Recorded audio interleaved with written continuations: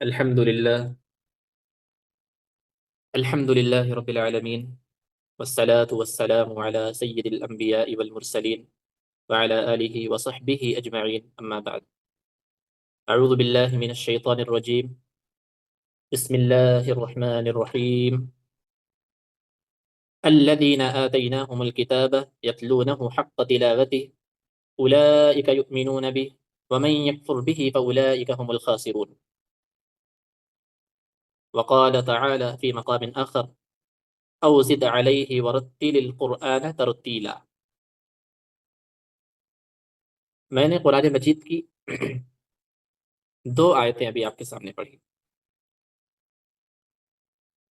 پہلی آیت سورۃ البقرہ کی ہے، جس میں اللہ تبارک و تعالیٰ فرماتے ہیں الذین آتیناہم الکتاب یتلونہ حق تلاوتی، کہ جن لوگوں کو ہم نے کتابیں عنایت دی، جن لوگوں پہ ہم نے کتاب دی ہے، وہ اس کو ایسا پڑھتے ہیں جیسا کہ اس کے پڑھنے کا حق ہے. اولئک یؤمنون بہ ومن یکفر بہ فاولئک هم الخاسرون. یہی لوگ اس پر ایمان رکھتے ہیں، اور جو اس کو نہیں مانتے وہی خسارہ پانے والے ہیں. اس آیت میں اللہ رب العالمین ہمارے بارے میں کہہ رہا ہے، یعنی ہمیں جو کتاب ملی ہے قرآن مجید، اللہ رب العالمین فرماتے ہیں کہ جن لوگوں کو ہم نے کتاب دی ہے وہ اس کو ایسا پڑھتے ہیں جیسا کہ اس کے پڑھنے کا حق ہے، اور یہی لوگ ایمان رکھتے ہیں اس پر. اور جو اسے نہیں مانتے، جو کفر کرتے ہیں، جو اس کا انکار کرتے ہیں، وہ خسارہ اٹھانے والے ہیں. اس آیت میں جو ہائی لائٹ کرنا ہے مجھے وہ یہ کہ الذین آتیناہم الکتاب یتلونہ حق تلاوتی، اللہ فرماتے ہیں کہ ہم نے کتاب دی ہے، وہ اس کو ویسا پڑھتے ہیں جیسا کہ اس کے پڑھنے کا حق ہے. اور دوسری آیت میں آپ کے سامنے جو پڑھی وہ سورۃ المزمل کی آیت، اللہ رب العالمین اس میں فرماتے ہیں او زد علیہ ورتل القرآن ترتیلا، کہ قرآن کو اچھی طرح ٹھہر ٹھہر کر پڑھا کرو. یہ آیتیں اس بات کی طرف اشارہ کرتی ہیں کہ قرآن پڑھنا ہمارے لیے بہت ضروری ہے، اور اس سے زیادہ ضروری یہ ہے کہ قرآن کو ویسے پڑھا جائے جیسے اللہ چاہتا ہے. قرآن کو ویسے پڑھا جائے جیسا کہ قرآن کا حق ہے پڑھنے کا.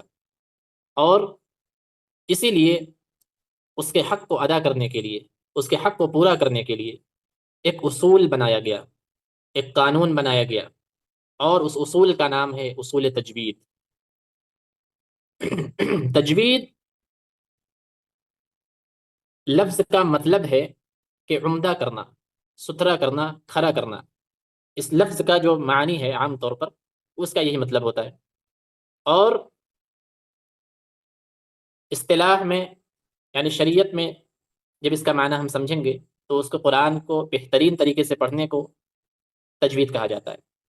بہترین طریقے سے ہم کب پڑھیں گے؟ جب ہم تجوید کو سیکھیں گے، جب اس کے اصول کو سیکھیں گے، اس کے قواعد کو سیکھیں گے. اس میں مخارج ہیں، حرکات ہیں، مد ہیں، اور بھی بہت سی چیزیں ہیں جو ہم اس طریقے سے سیکھیں گے اور اس کو پڑھیں گے. انہی سیکھنے کو، انہی پڑھنے کو جو اصول ہے، جو قواعد ہے، انہی کو تجوید کہا جاتا ہے. تجوید سیکھنے کی ہمیں ضرورت کیوں ہے؟ دیکھیے، ہر علم کو سیکھنے کی کوئی وجہ ہوتی ہے. علم تجوید سیکھنے سے حروف کو صحیح طور پر ادا کرنا آ جاتا ہے. یعنی ہم جب تجوید کا علم سیکھ لیتے ہیں، تجوید ہم جان جاتے ہیں، تجوید کو پہچان جاتے ہیں، تو ہم حروف کو صحیح طور پر ادا کرنا جان جاتے ہیں.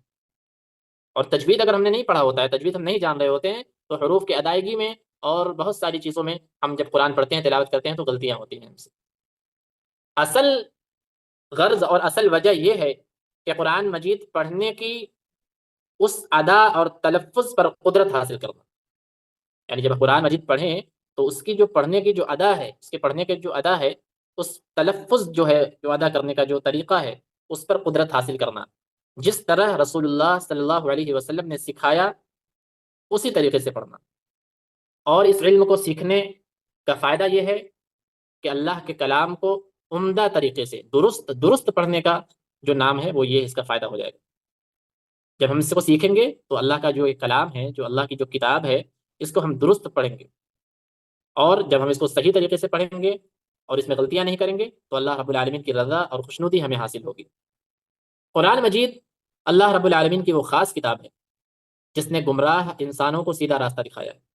اسی کتاب کی بدولت اللہ اور اس کے رسول